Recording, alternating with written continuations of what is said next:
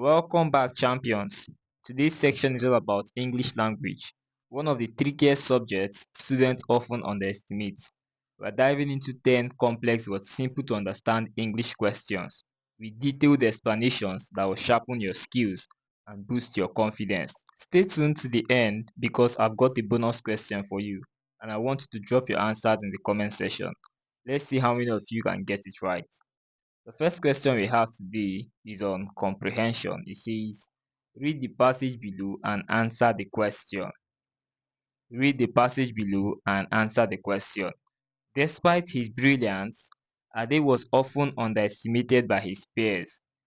They mistook his quietness for weakness, not realizing his silence was born out of confidence rather than fear. The question says, what does the passage suggest about Ade? What does the passage suggest about Ade? A. He was shy and fearful. B. He lacked confidence. C. His silence was intentional and not a weakness. D. His peers respected him greatly. The correct option here is option C. His silence was intentional and not weakness. From the passage makes it clear that Ade's silence came from confidence, not fear. His peers misinterpreted his quietness as weakness. Hence, option C best captures the idea. So the correct option here is option C. His silence was intentional and not a weakness. Question 2 says choose the word that is closest in meaning to the underlying word. This question is on lexis and structure. The man was known for his altruism, always putting others' needs before his own. The man was known for his altruism, always putting others' needs before his own.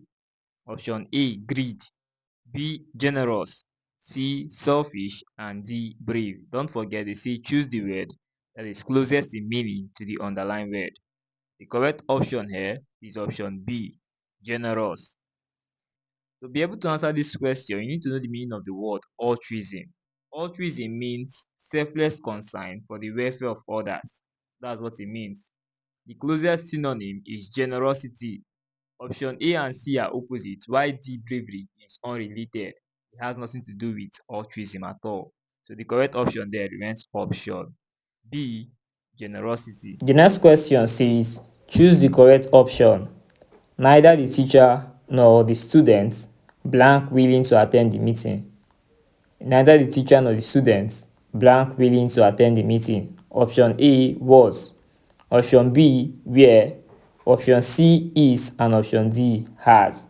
The correct option there is option B were.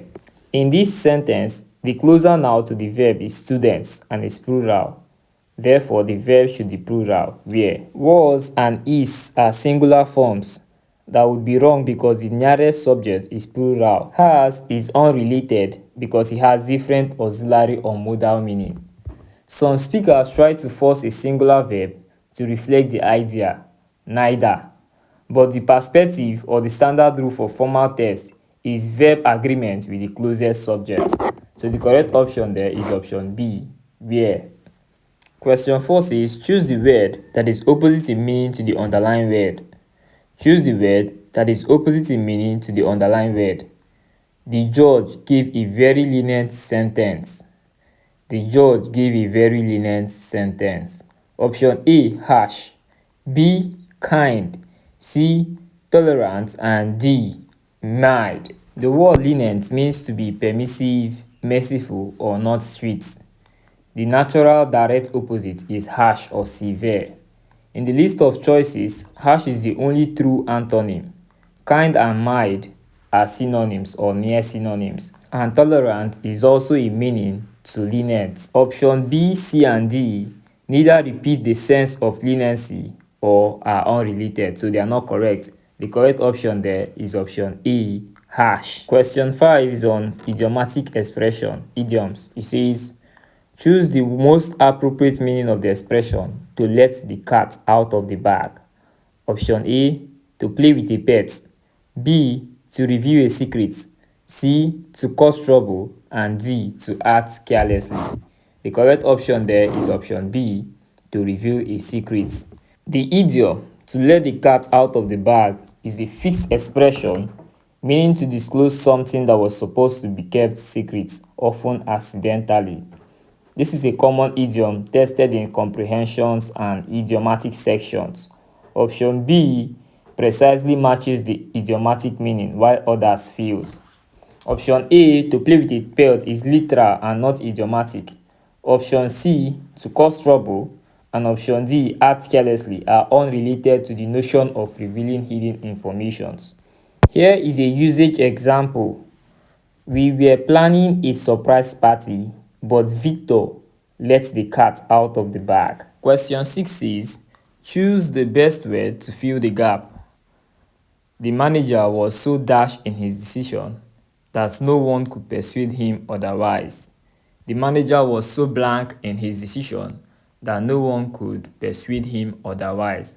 Option A, obstinate. B, flexible. C, indecisive. And D, cautious. The correct option here is option A. The clue in the stem is the phrase, no one could persuade him otherwise. That tells us the person refused to change an opinion or decision.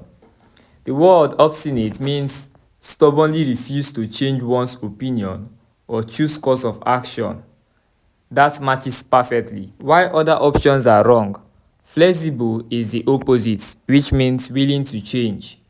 Indecisive means unable to make decision.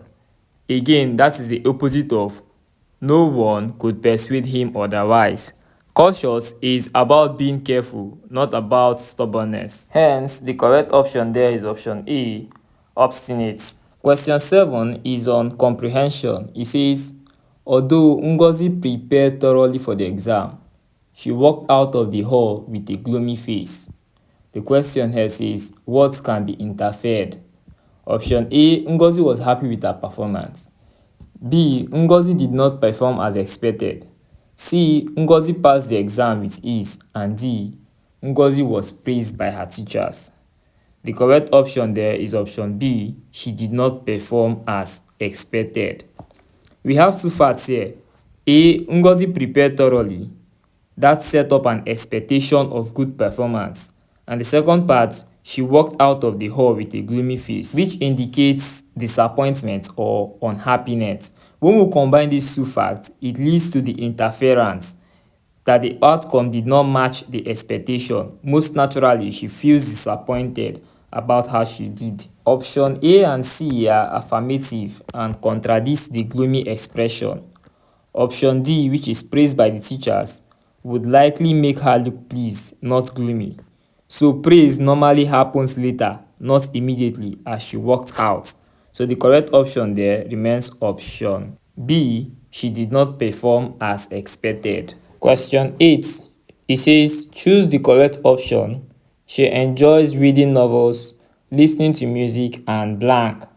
She enjoys reading novels, listening to music, and blank. A, to dance.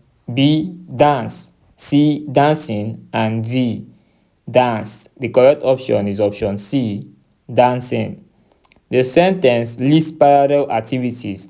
We have reading, listening, and another form.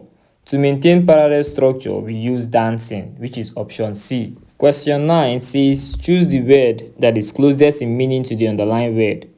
The criminal finally confessed after hours of interrogation. The criminal finally confessed after hours of interrogation. A, denied. B, admitted. C, rejected. And D, declined. The correct answer there is option D, declined. Confess means to admit the truth about something, usually wrongdoing. The closest synonym is admitted, which is option B. Option A is wrong because decline is the exact opposite. Option C and D, rejected and declined, also do not mean confess. They mean refusal or turning down. Question 10 says, choose the best word to fill the blank. Choose the best word to fill the blank. If I blank rich, I will travel around the world. If I blank rich, I will travel around the world. Option A, am. B, was. C, where. And D, had been. The correct option is option C, where if I were rich, I would travel round the world. This is a subjunctive conditional sentence when expressing hypothetical situation. English uses where instead of was, so the correct answer is where. Now here's a bonus question. It says choose the option that best completes the sentence. Hardly had the rain stopped, blank the football match resumed. A. When. B. Then. C. Than. And D. Why? Drop your answer in the comment section below. And that's it for today. Brilliant minds, we have tackled 10 complex English language questions and even thrown in a bonus challenge for you. Remember, success in post UTME is not just about cramming answers, but truly understanding the logic behind every question. If you found this helpful, don't forget to like, share, and subscribe so more students can benefit. And most importantly, keep practicing because practice makes permanent, not just perfect. See you in the next video and don't forget to answer the bonus question in the comments.